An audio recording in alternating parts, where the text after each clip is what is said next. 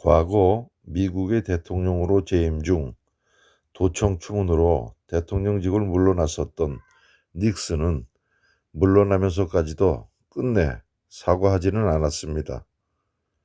그의 사임 연설의 요지를 간추려보면 이렇습니다. 이제까지 자신이 해온 모든 결정은 나라를 위해서였으며 국민이 선정해준 임기를 사수하려 했으나 여 며칠간 그 노력을 지속할 정치적 기반을 잃었기에 나의 가족도 대통령직의 사수 지지를 했으나 국익은 개인적 의사보다 우선되며 의회의 지지가 없으면 역할 수행은 무리이다. 그래서 나는 도중에 그만둘 수밖에 없다는 것이 요지입니다. 눈꼽만큼도 사과한다는 말은 없습니다. 미국 국민의 반응은 닉슨을 싫어한다. 하지만 끝내 사과하지 않은 것만은 훌륭하다라는 국민 여론이 있었던 것 같습니다. 서양 사회에서 사과한다는 것은 사과한 내용을 자인하고 그 내용에 전적으로 책임을 진다는 가혹한 경성의 사과입니다. 동양 사회에서처럼 용서를 빌거나 책임을 증발시키는 물렁물렁한 연승의 사과와는 질적으로 다릅니다. 사과 행위 가운데 가장 강력한 효력을 발생시키는 것이 자살로서의 사과입니다. 서양 사회에서 자살하면 그 과실을 자인하는 것으로 책임을 지지 않고 비겁하게 회피한다 하여 저주가 가중됩니다. 그런데 우리나라 사회에서는 오죽해야 죽기까지 했을까 하고 책임은커녕 과실을 용서하고 동정도 합니다.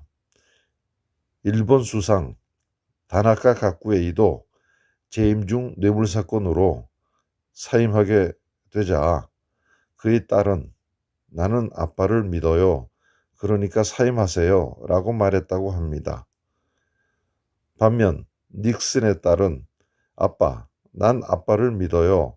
그러니까 절대 사임하지 마세요. 라고 말했다는 것과 너무나 대조적인 것도 이 사과로서의 책임이 소멸되는 사회와 책임을 지는 사회와의 차이인 것입니다. 곧 한국인의 사과는 상대방의 감정에 응석을 떠는 행위이고 또 한국인은 곧잘 그 응석을 받아줍니다. 그러기에 항상 그 책임은 공중에 붕 떠있게 마련입니다. 사과만 하면 책임이 모면되기 때문인지 사과하는 말도 무던히 발달이 되어 있습니다. 그 사과는 마음을 농도별로 나눕니다. 저농도의 유감스럽다, 미안하다, 중농도의 죄송하다, 사과한다, 고농도의 사죄한다, 빈다 등등 현재의 정치인들 중에는 여러 가지 사회에 무리를 일으키는 사건들이 난무하고 있는데 그 당사자들의 사과하는 내용을 보면은 누를 끼치고 피해를 끼치고 심려를 끼쳐 죄송하고 사과한다는 중농도의 사과에 그치고 있음을 봅니다. 나타난 문맥만으로 따져볼 때 누를 끼치고 피해를 끼치고 심려를 끼친 것을 사과하고 죄송하게 생각한다는 것은 사건에서 파생된 감정적인 피해에 대한 사과일 뿐 사건 본질에 대한 책임은 붕 떠 있는 것이 됩니다.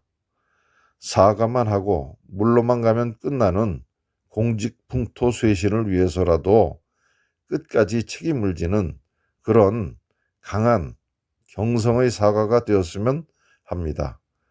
요즘 정치인 중에는 물러도 안 가고 불성실한 사과만 하는 작태를 보이는 공직자 및 고위층이 부지기수입니다.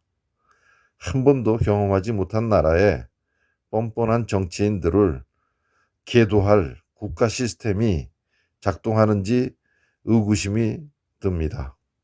시청해 주셔서 감사합니다.